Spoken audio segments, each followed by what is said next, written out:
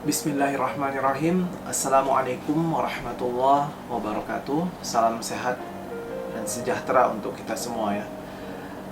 Teman-teman, di video kali ini aku ingin bercerita tentang dispepsia dan dispepsia fungsional ya. Kebetulan aku dulu didiagnosa oleh dokter menderita dispepsia fungsional ya. Jadi ya ini adalah penyakitku juga dulu ya. Asal mula katanya dispepsia itu berasal dari bahasa Yunani ya, yang terdiri dari dua kata, yaitu dis dan pepsis ya. Dis itu artinya nyeri atau sakit, sedangkan pepsis itu artinya pencernaan ya. Jadi secara definisi singkat bisa kita bilang dispepsia itu adalah nyeri pada pencernaan ya.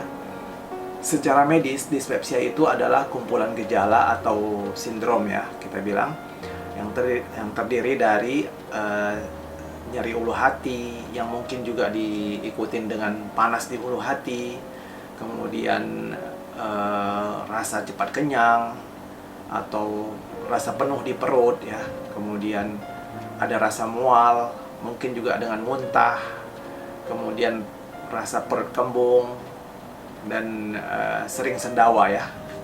Nah, dengan adanya sensasi nyeri di ulu hati yang diikutin dengan panas juga di ulu hati,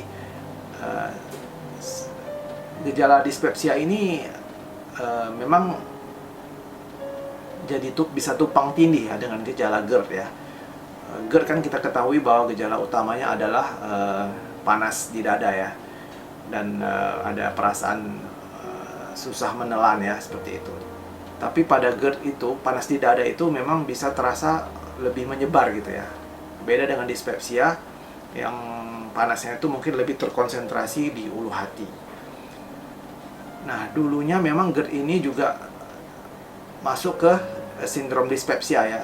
Cuman karena perkembangan penyakit dan untuk mempermudah pengecekan gitu ya, sekarang GERD itu sudah berpisah ya, sudah berdiri sendiri dan bukan lagi termasuk dalam sindrom dispepsia ya. Nah, dispepsia ini secara umum mungkin di Indonesia orang menyebutnya dengan sakit mah ya. Oke. Padahal mah itu sendiri kalau kita lihat asal katanya itu adalah berasal dari bahasa Belanda yang artinya lambung. Sementara dispepsia itu tidak hanya berhubungan dengan lambung ya. Jadi mungkin penyamaan dengan mah itu tidak sepenuhnya benar ya. Berdasarkan tata laksana pengecekan, sindrom dispepsia ini terbagi atas dua jenis ya, yaitu investigated dyspepsia atau dispepsia yang sudah diinvestigasi, dan dispepsia yang atau uninvestigated dyspepsia atau dispepsia yang belum diinvestigasi. Nah, berdasarkan penyebabnya, dispepsia ini terbagi atas dua, yaitu dispepsia organik dan dispepsia fungsional. Apa itu dispepsia organik? Dispepsia organik adalah dispepsia yang penyebabnya karena ada kelainan atau mungkin cedera secara fisik ya, cedera secara fisik di saluran cerna bagian atas kita ya.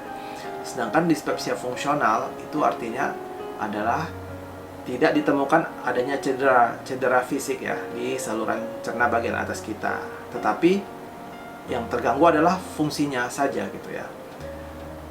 Untuk menentukan apakah dispepsia ini organik atau dispepsia ini fungsional, nah itu diperlukan pengecekan lebih lanjut.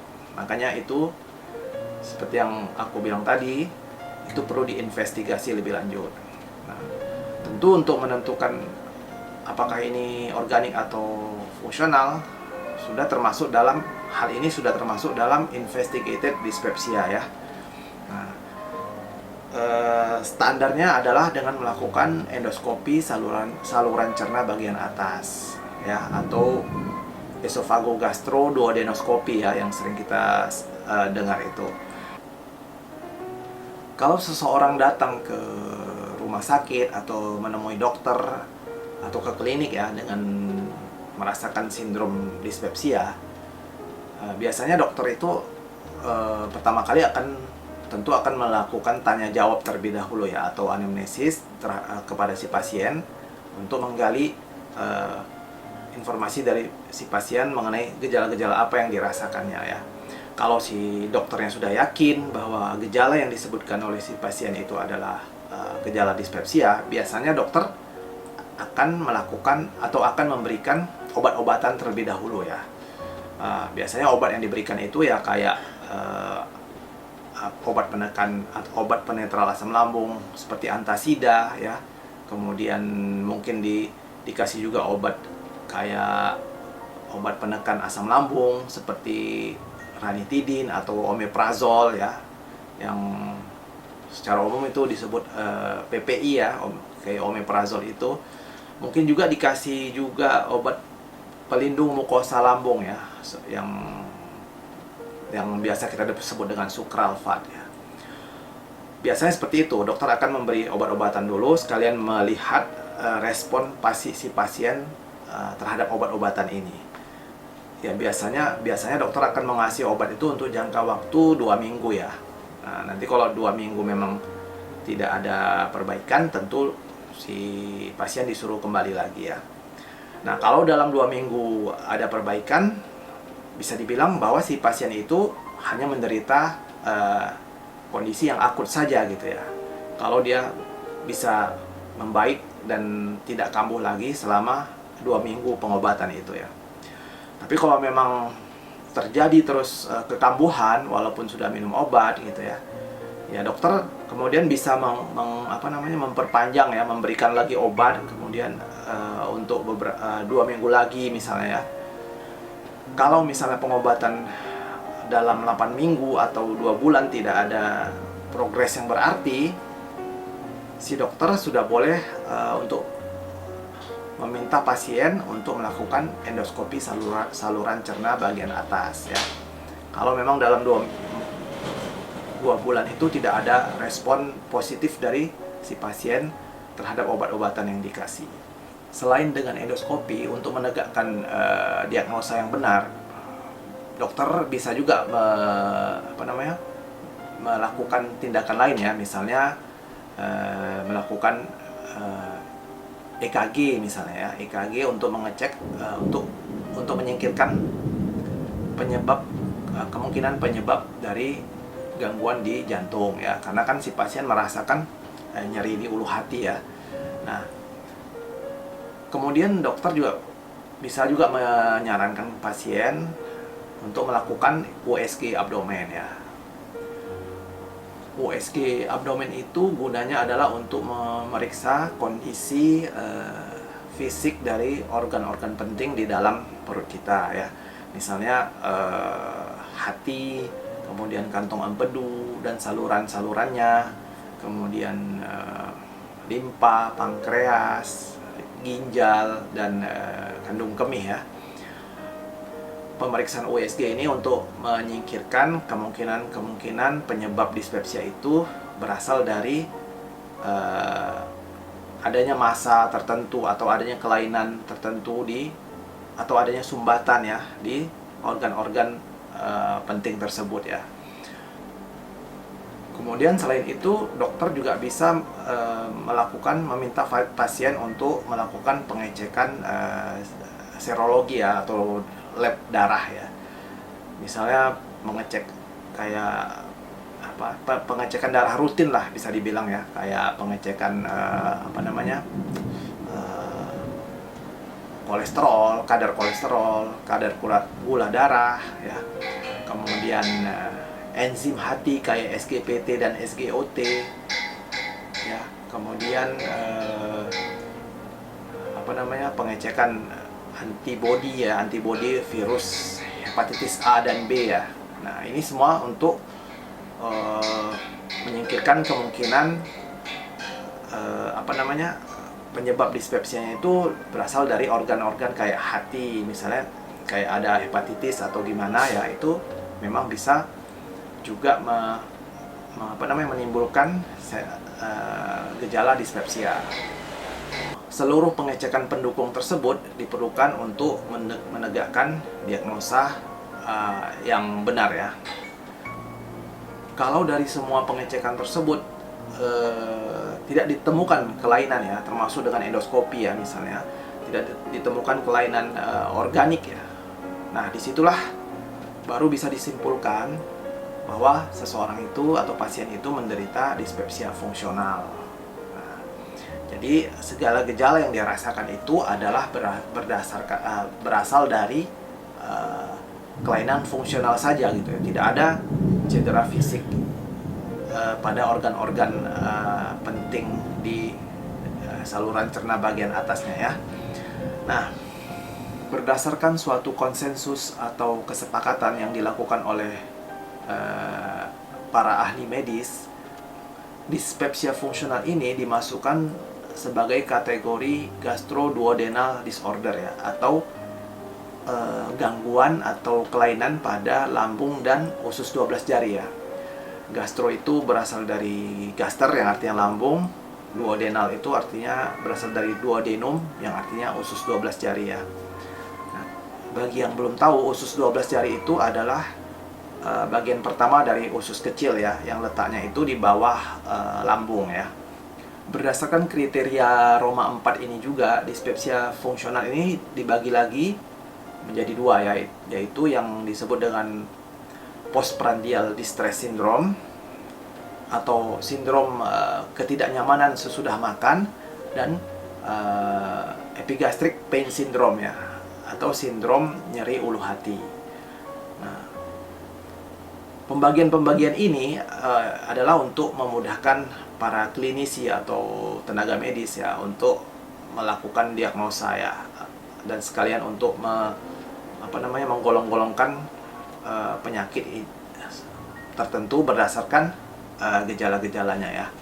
Jadi ini hanya sebagai pedoman ya, pedoman untuk tenaga medis dalam membantu memperlancar tugasnya ya. Nah, kemudian kemungkinan penyebab dari dispepsia fungsional ini ada beberapa macam ya. Contohnya adalah asam lambung yang berlebih ya, bisa dibilang seperti itu.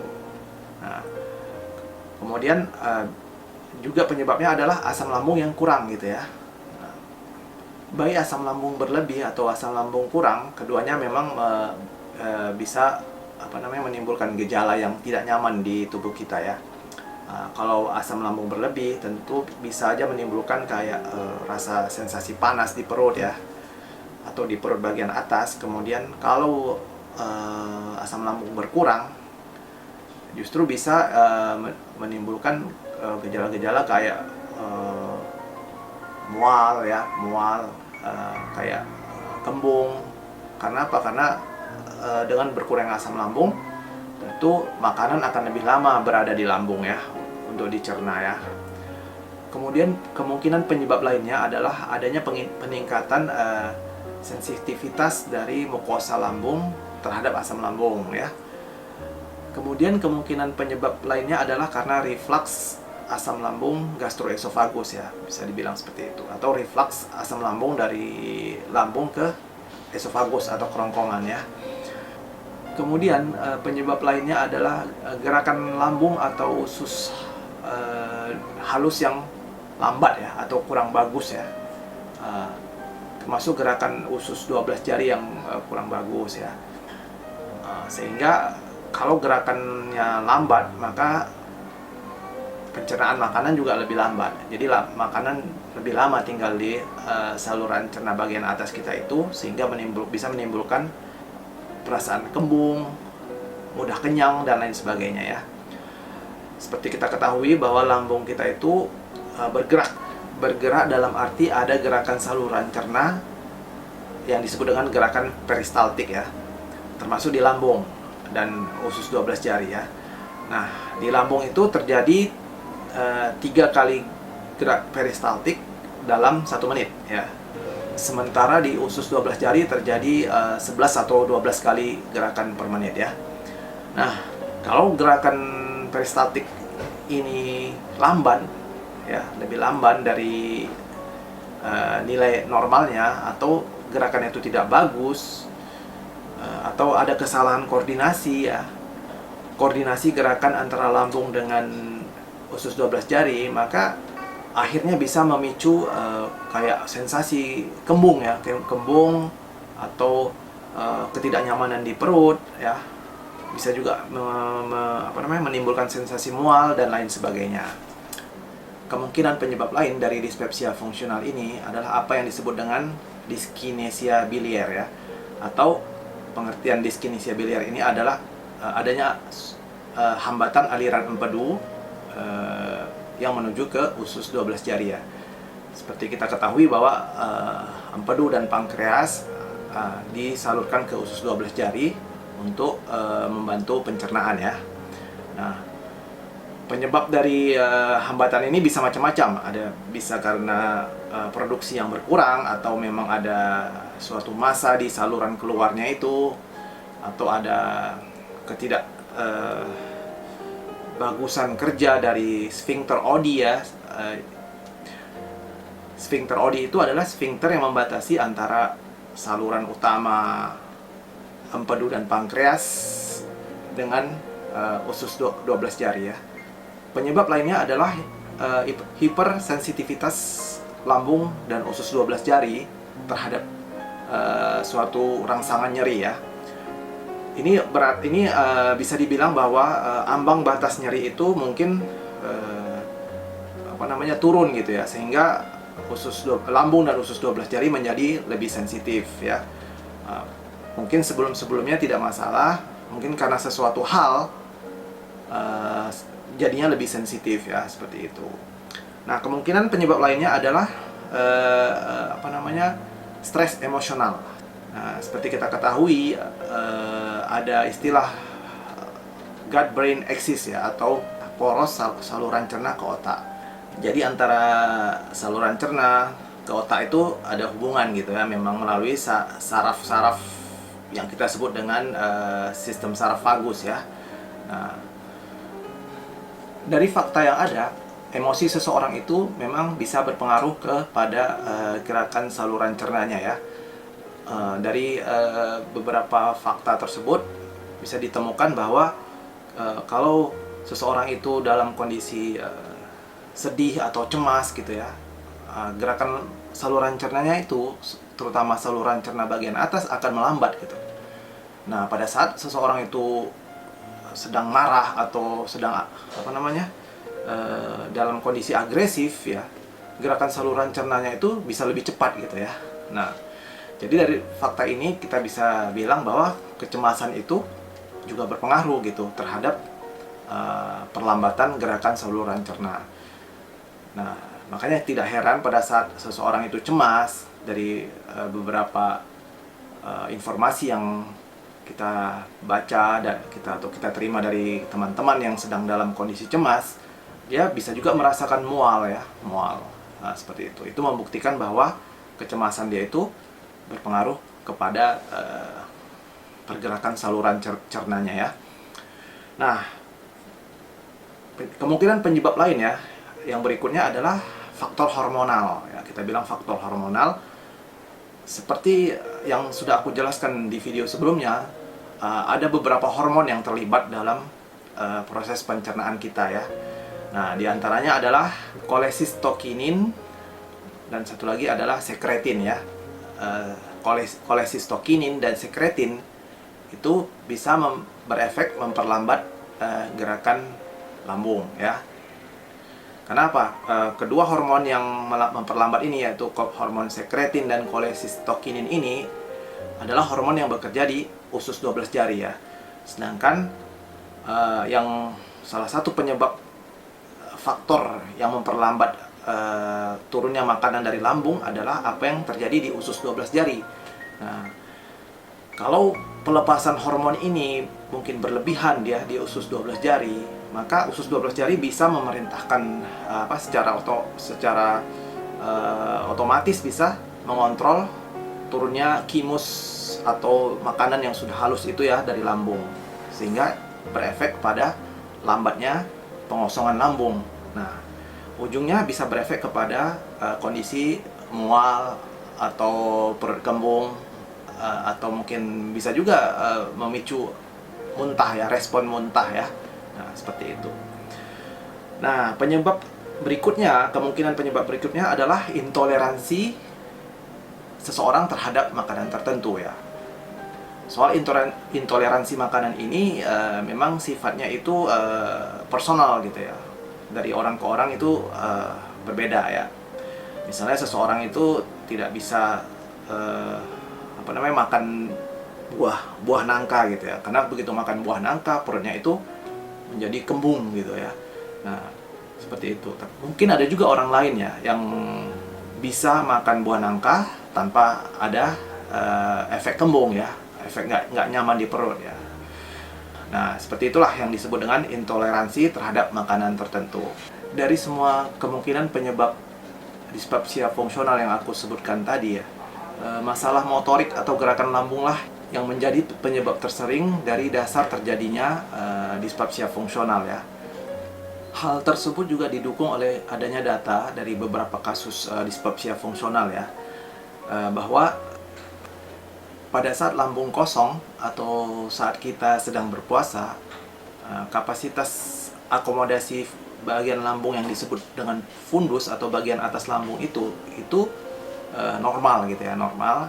Tapi terjadi kegagalan relaksasi fundus pada saat diisi makanan gitu ya.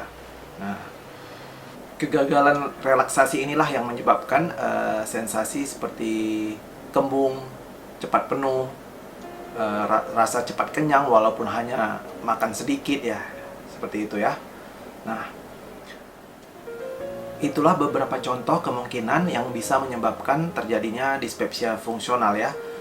Mengenai treatment atau penanganan dari kondisi dispepsia fungsional ini nanti akan aku bahas di video selanjutnya ya.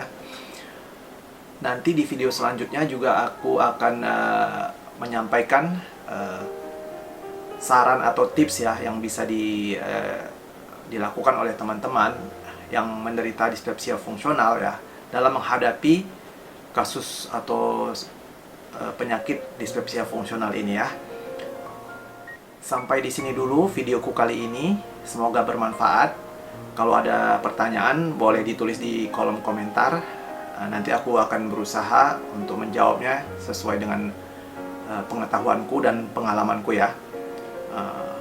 Dan jangan lupa juga untuk mensubscribe channelku ini. Dan kalau bermanfaat silahkan juga di like ya. Terima kasih. Alhamdulillahirrabbilalamin. Assalamualaikum warahmatullahi wabarakatuh. Salam sehat dan sejahtera untuk kita semua.